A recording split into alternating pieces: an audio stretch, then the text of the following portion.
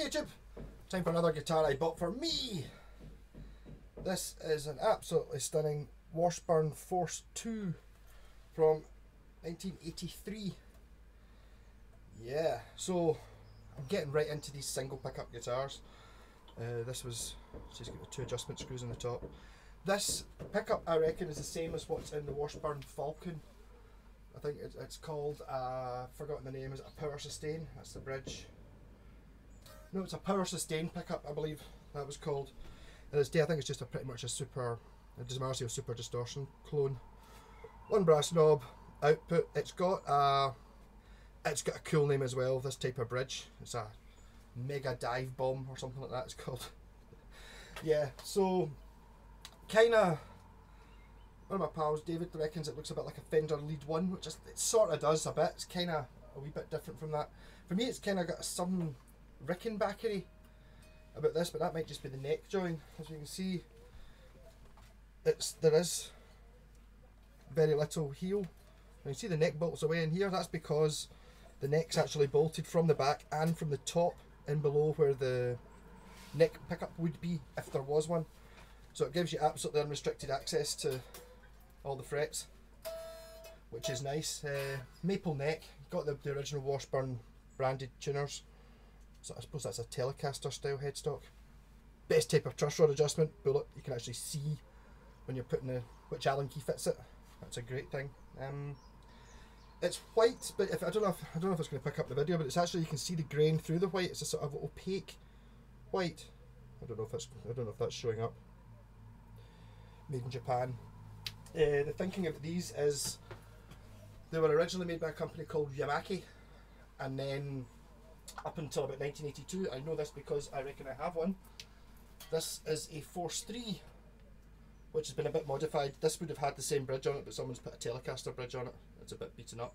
This is a solid gloss finish. This one's 1982 model. This has a very, very pronounced Toblerone V-neck on it, which I really like. See, it's got a skunk stripe. That's because it's a one-piece neck on this one. And then, so basically Yamaki stopped making them and they moved on to another company which we think is Cushion or Tushin, making these ones, which are not quite as high a spec as the Yamaki one, I don't think. This one has a C-section neck on it, which I was surprised by because I've got this one here, another Force 2. Actually now I pick it up, it weighs more. This is what used to belong to Onslow from Keeping Up Appearances. So this is just basically the same, apart from it's a 2-humbucker one. You can see it's got this sort of grain you can see through the body as well. This one's 83 also. This one has a somewhere between the C-section neck and the very Toblerone V-neck. Lovely guitar. But this one, I saw it and I was like, oh, I've already got a couple of Force 2s. Annoyingly, this is a Force 2 as well, even though it's only got one pickup, whereas the Force 2's got 2 pickups and the Force 3's got 3 pickups. So ideally this would be a Force 1 to make the set, but it's not, it's still a Force 2. Yeah, so just, I mean, the quality of this guitar is ridiculous.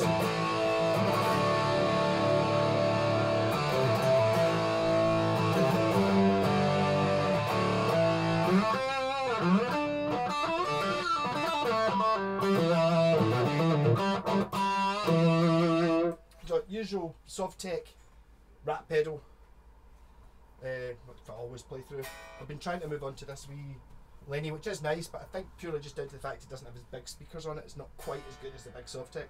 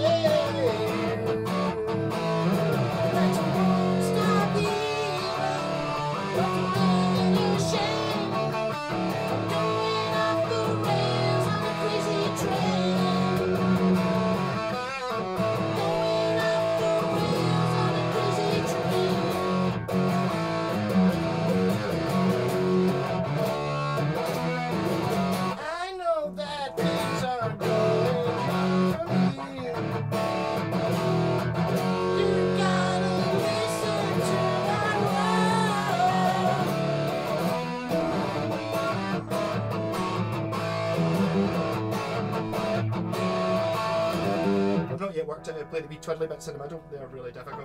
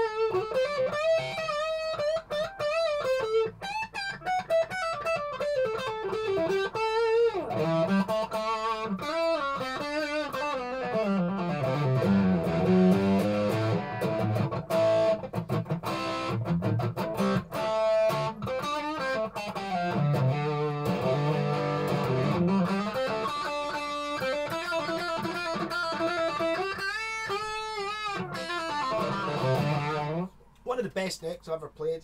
I decided over the last few guitars I bought that really maple necks are where it is for me. They just seem to feel better.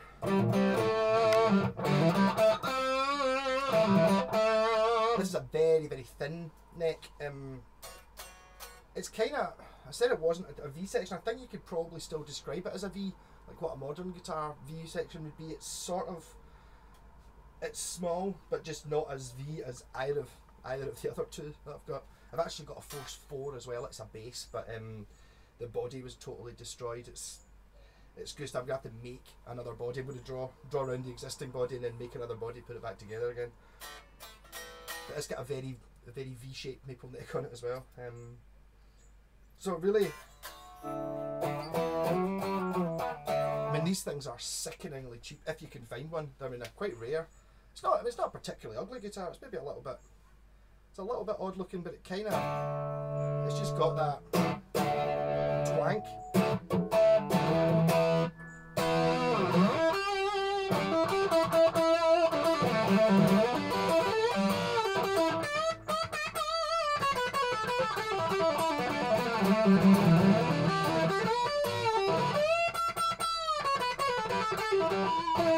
Like a lot of these sort of guitars, they look quite ugly when you start off with them, but then once you get used to looking at it, end up actually quite liking it. I suppose it's kind of like a telly, I would have said. It's got it doesn't have the chamfer on the top here, so it's like a square edge, the way a telly is. And I think that I would probably say the neck appears shorter because I think it goes into the body more than a Strat or a telly does. If you know what I mean. So a neck would normally start sort of here, so everything's just shunted this way. It is. I'm very much assuming it's a 25.5 inch scale like I found. I don't see my measuring tape lying about, but let's just assume that it is. I think it is 25.5 inch.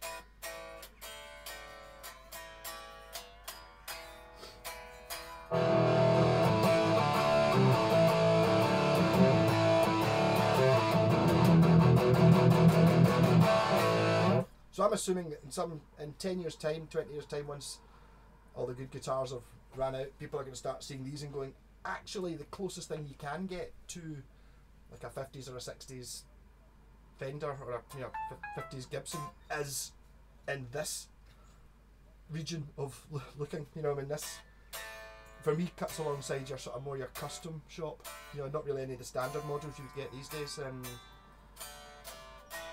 It's just better. And I think there's probably a certain amount of it's to do with the wood getting older and stuff, but not that much. I mean, these things are poly coated and stuff, so it's not. It's just when it was new, it was a better guitar than what Fender were producing at the time.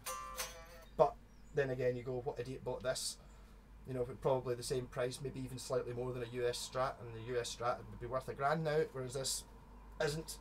It's still a better guitar than the US Strat. But the one pickup's a strange thing. I think maybe just memories of the guitars used to get in Argos. The really cheap one only had one pickup in it, and you just think, oh, it's a cheap thing having one pickup, but it's not. And I think there's arguments to be had for if you've got nothing else in there, it's a purer signal. There's no other magnets messing with the strings. I mean, I think that's all a load of shit. But it is nice when you've got one. You've just got to use the one sound you've got. And then that's when you start working out. You can get amazing stuff out the volume control.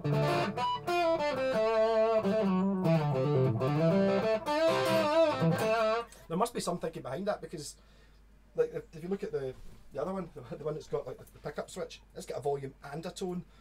So that's you get like, you know, you get the 3 different sounds and a volume and a tone to mess with. This one, well, you don't want no tone, you just have one, just the volume, that's it. Fucking real rock and roll.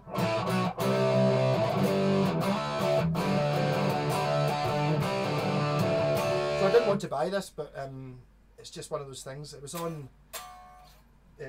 eBay and I saw it, and it wasn't cheap. And then I was watching it, and then I sold the guitar. It was like the following morning, and then the guy reduced the price of it. I was like, oh, you've knocked the price down. The day after I started looking at it, thinking about it, and it's like, oh, so offered a wee bit less than that again. And then it came in just at the sort of price I can't say no to.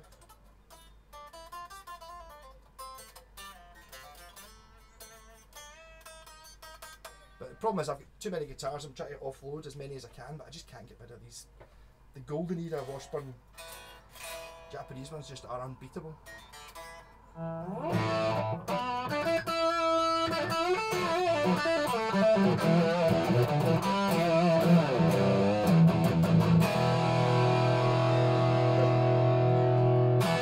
Doesn't have a tremolo arm, this one. I don't know how easy it's going to be to find it. Looking at the one that's in the Onzo's guitar, it looks much thicker than a normal one. So I'll have a wee look on, you know, Facebook. I might be able to get one that just fits. It'll be a strap on. I might have to bend it a wee bit, but I'm sure I'll get it working. So it's got brass saddles on there, which is nice. And if you can't see it, but the block on the back's about that size. You know, it's like a big chunky, not one of your cheapy. Nothing in this guitar's cheap. It's only cheap when you compare it to the Yamaki one, which just has that wee extra couple of percent of just, you know, the one piece neck, and it's just a little bit more expensive feeling.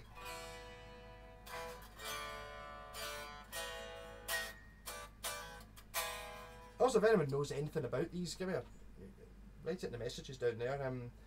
There's a few.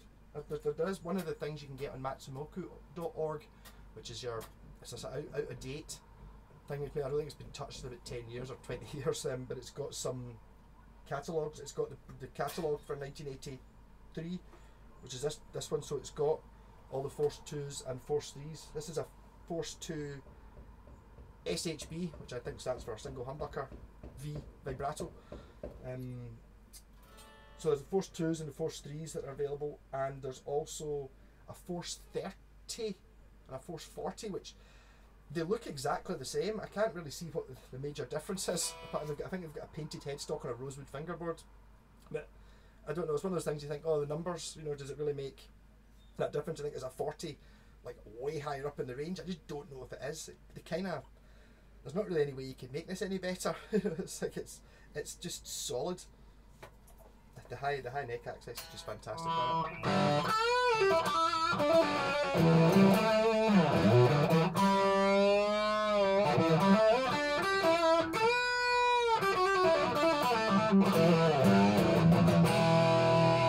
I noticed last night I was trying to work out Bark at the Moon. I was actually watching a YouTube video on how to play it, and I was sitting there playing away, and it wasn't until after I'd been playing it for half an hour I started to realise it's a guitar I got yesterday afternoon. I'd only had it for 2 hours, and I was already trying to work out the hardest thing I could play on it. It's that good. Yeah, and then it gets difficult.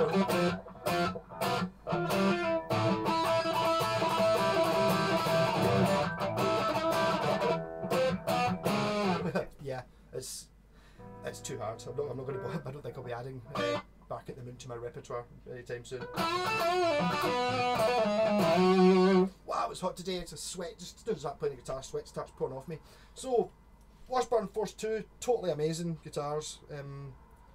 Maybe the single pickup doesn't appeal to everyone. It is available with 2 pickups, or as this one's the Force 3 has 3 pickups. Well, it should have 3 strap pickups, not the telly bridge on it, but it's been stuck on later. I actually bought the original Force three, even though, because I knew it, I've got a few washburns I really like, you know, like the Wing series and the Stage series are absolutely amazing. I always thought this one just looked a bit kind of nah. It's not quite as out there. It's just a sort of a slightly wonky looking strap, but I actually ended up buying the Force 3 by mistake. Well, not by mistake, I just put in a really low bid on eBay because I thought, it's worth that for the pickups alone, and ended up getting it for sort of like an embarrassingly low price. It's a bit beat up, but as soon as you start seeing these things, I started to notice it had been modded. And if you see guitars of this era that have been modded, you know, it's got a different pickup in it, the chances are the pickup that's in it is going to be something really good, unless they've modded it down the way, you know, they've taken the good pickups out and put them in something else. Whereas that, the Force 3 had a Seymour Duncan in it, which actually, I looked it up, is worth more than what I paid for the guitar, with the Seymour Duncan in it. So these are like well looked after and loved guitars when they were new. It's just in the last 10-15 years they've just gone yeah, because people go, it's not a Fender. You know, I'd much rather have a Squier Affinity Strat, which, let's be honest, doesn't cost, it's probably about the same price as this. And this is better than... I do need to start getting, I actually had a shot of a Mexican Strat a couple of weeks ago, a couple of months ago, and I should get some of these things so that people say, oh, you're just saying that, you know, the Japanese stuff smells better. You've never actually tried it. I have actually tried the Mexican one, and it absolutely blows the pants off it in every single respect, apart from price, because it's not worth it, because it's not a Fender.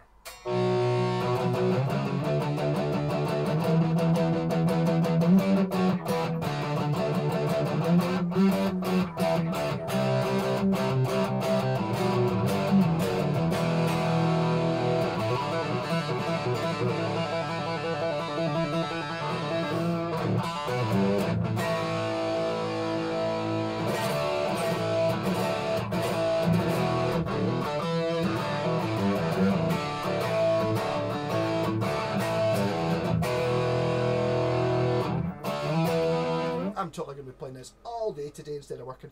So, yeah, rock on.